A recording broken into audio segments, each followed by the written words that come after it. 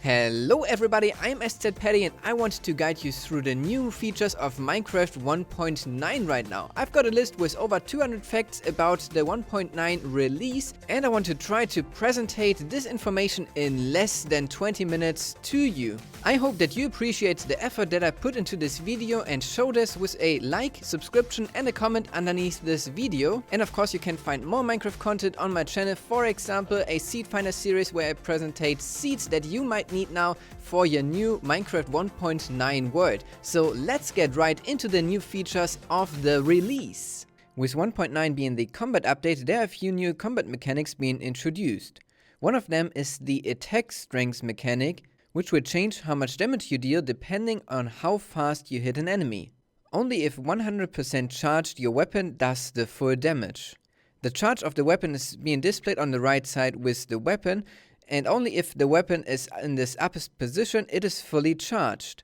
The attack indicator can also be changed in the video settings to crosshair or hotbar, where you can see an indicator underneath the crosshair or next to your hotbar.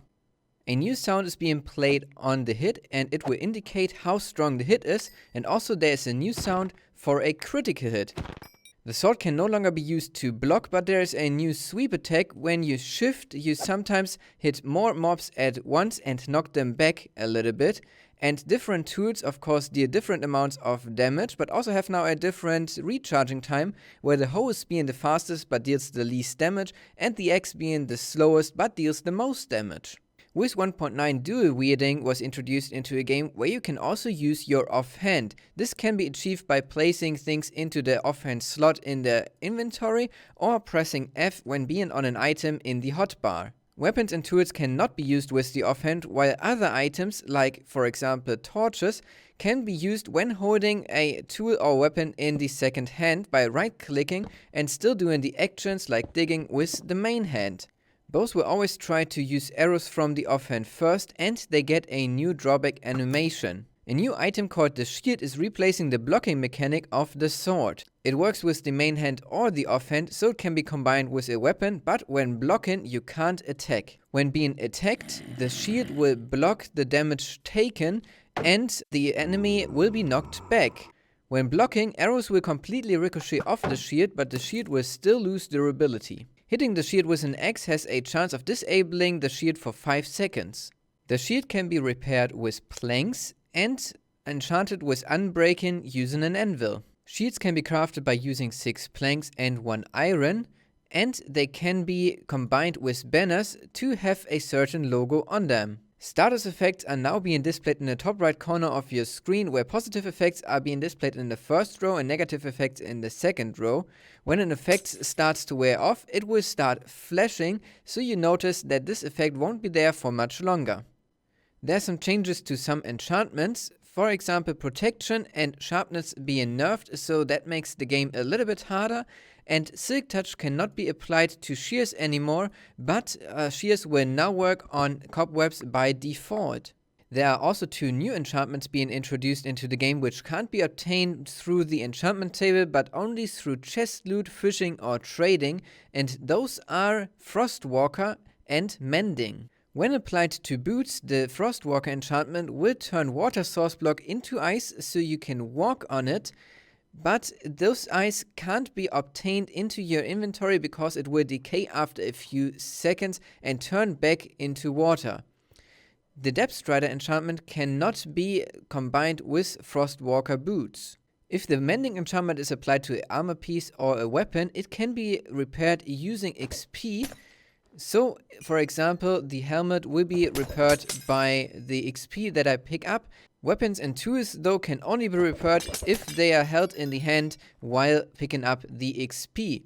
If there's nothing that can be repaired with the XP, it will normally get stored in the XP bar. All loot from mobs or chests that are generated in the world is now being reworked and based on so-called loot tables. Just like witch huts, desert or jungle temples, you will now be able to find igloos in ice plains or cold taiga biomes, which contain a little inside and a hidden ladder to a downstairs area, where you will find everything to start a villager operation, so a villager and a zombie villager plus a brewing stand with a weakness potion and a golden apple in the chest. Right-clicking a shovel on grass will create a new block called grass path. This block is a little bit lower than normal blocks, just like soul sand, and can't be obtained in the inventory. A new plant has been introduced into the game, which is called the beetroot, and it can be found in villages. The beetroot can be eaten and restores 1 hunger. The beetroot can also be used to craft beetroot soup, which contains 6 beetroots, which then restores 6 hunger. A brewing stand now requires blaze powder to start the brewing process. Once the brewing process is finished, it will make a sound. You are now able to create a splash potion of water which can kill fire even in the nether. Putting glowstone around an arrow will now create a spectral arrow, which will give you the ability to outline mobs with the arrow effect, but infinity on a bow does not work for these kind of arrows. Instead of only 3, you will now be able to find 128 strongholds in each world, up to 24,192 blocks from spawn. The dragon fight changed quite a lot as well. In the end, you will now find 10 obsidian pillars in a circle around an already pre-generated portal which is not activated and doesn't contain the dragon egg. And the tallest of the 10 pillars will contain an iron case that protects the ender crystals from being shot with a bow and arrow. The dragon's knockback effect has been given quite a big boost. From time to time the dragon will go into the center where you can't attack him, and he shoots his dragon's breath that is collectible with glass bottles. But be careful, it harms you pretty bad. The dragon also shoots particles which are called ender acid, where you can also then collect the dragon's breath. Once the dragon dies, he will go to the center and perform his death animation there. This will give you the portal back to the overworld and the dragon egg. Besides that, there will also appear another portal on the edge of the island, which brings you now to the rest of the end. Ender crystals can be crafted out of 7 glass, a gas tier and an ender eye, and with 8 of those you can actually respawn the dragon by just placing it on the edges of the portal back to the overworld. This will initialize an animation where all the beacons will get reactivated and a new dragon will spawn. This dragon though won't spawn another dragon egg, but it will spawn another platform to the outside of the end.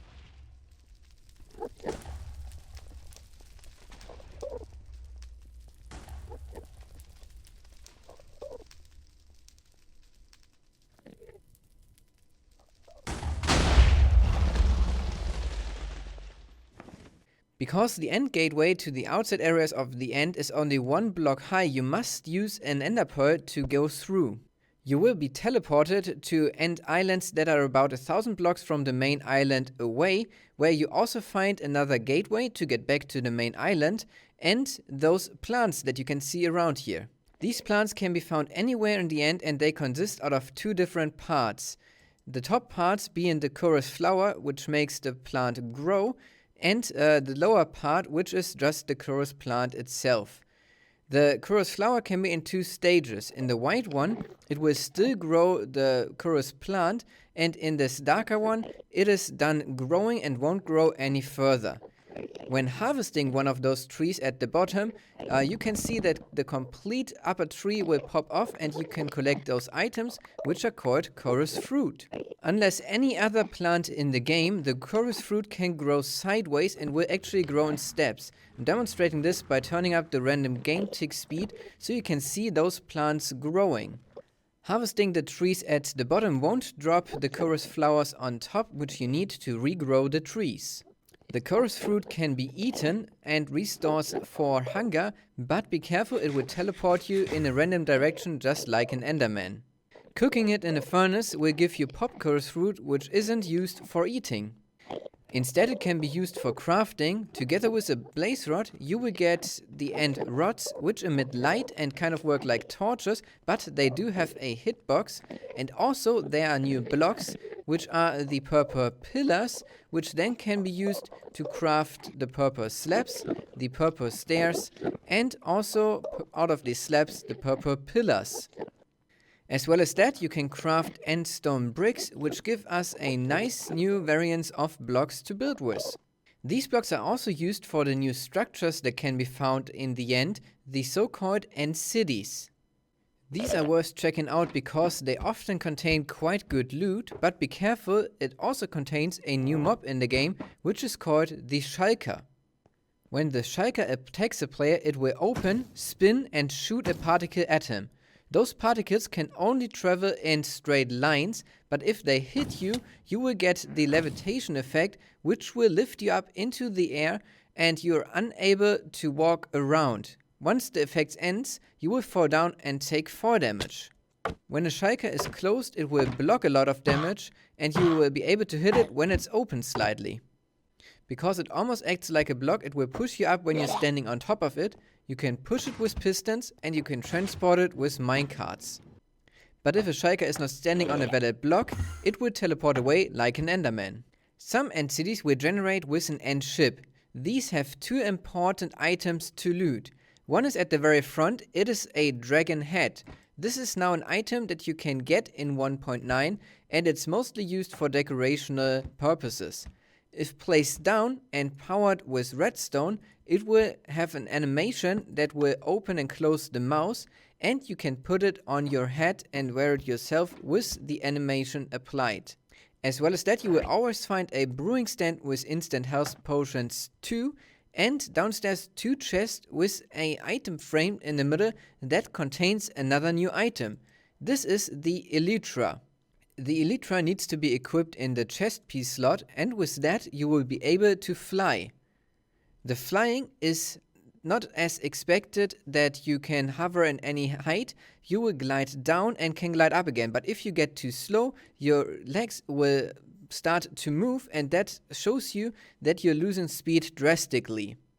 The Elytra loses durability when using it, but it can be repaired in an anvil using leather. It can get the unbreaking enchantment, and once all durability is used up, you won't lose the item, but you can't use it anymore.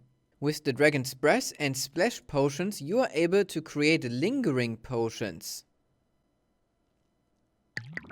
Just like the Dragon's Breath, those lingering potions will create a cloud on the floor, and if you walk into that cloud, even after the effect got applied there, you will still get the effect from the cloud. Lingering potions surrounded by arrows will give you tipped arrows, which are arrows with a certain effect on them. If you hit something with such an arrow, it will get the effect applied to it. In survival, you can now use your pick block button to swap blocks between your hotbar and your inventory, which makes it extremely useful for building. Renaming an item does not increase the repair cost of future repairs or renames anymore. The duration of an effect now depends on the size of the pyramid. The small pyramid will refresh it always to 10 seconds, while the big one over here will refresh it up to 16 seconds. Dead bushes now drop up to 2 sticks. Dispensers can equip pumpkin. The orientation of doors is now depending on which side of the block you're facing at, but the game will always try to create a double door. Small animals won't trample farmland anymore, even if they jump. If glass panes and iron bars don't connect to anything, they will now just be a single pillar. Falling into hay bales will only give you 20% fall damage. Water created by melting ice won't produce a floating water source anymore. Lily pads can now also be placed on ice. The hitbox of plants now changes when growing. Upside down pistons now have a solid surface. That means that mobs can spawn there and you can place redstone, but the redstone will break once the piston unpowers. The hitbox of redstone itself changed too and is now depending on which sides are connected. A redstone block is now a valid input for the side of a comparator. The blocks underneath a tripwire don't need to be anymore of the same sort, so you can mix air blocks, non-solid blocks and solid blocks for just one tripwire. Armor protects you less than before. Boats can now be crafted out of any wood type, so there are 6 different types of boats which now have all paddle, and the movement with the boats now works with W, A and D. When pressing W you go forward, A will turn to the left, D will turn to the right, and you can look around all the time in the boat, which makes it quite dizzy. Boats also have a second seat now, you can't crash them anymore, and they will put you on the land where you're looking at. The recipe for the notch apple got removed, so you can only find it now, and the overpowered achievement got changed from build a notch apple to eat a notch apple. It also gives you now 20 seconds of regeneration 2 and absorption 4 for 2 minutes. Ender pearls now have a cooldown. Fishing rods now easily attach to mobs. If you've got something in your offhand, the way that maps are being displayed changes, so you can also have 2 maps at once as well. Health regenerates faster if the saturation is full.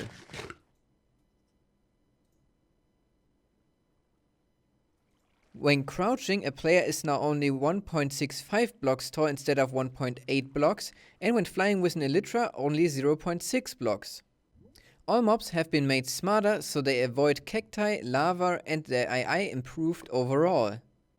Mobs can no longer spawn in leaves, rails, redstone, tripwire hooks, levers, buttons, pressure plates, repeaters or comparators. The way that entities and players interact with each other got changed, so they can push each other, which also means that players can push players again. There is a chance of finding skeleton trap horses, which, if you approach, will get struck by lightning and turn into skeleton horses with skeleton riders. Skeleton also have now an animation when drawing back their bow. Zombies and zombie pigmen will lift their arms if they attack a player. Also a bunch of sounds got reworked, here are some examples.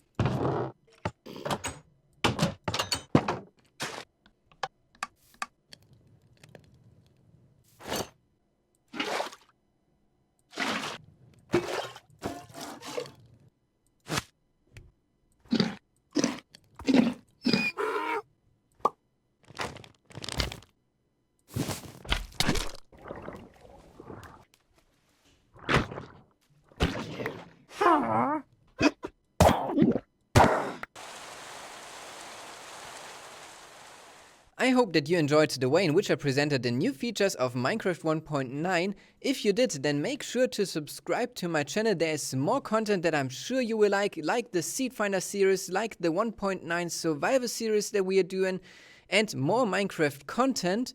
But that is it. I want to thank you now very much for watching.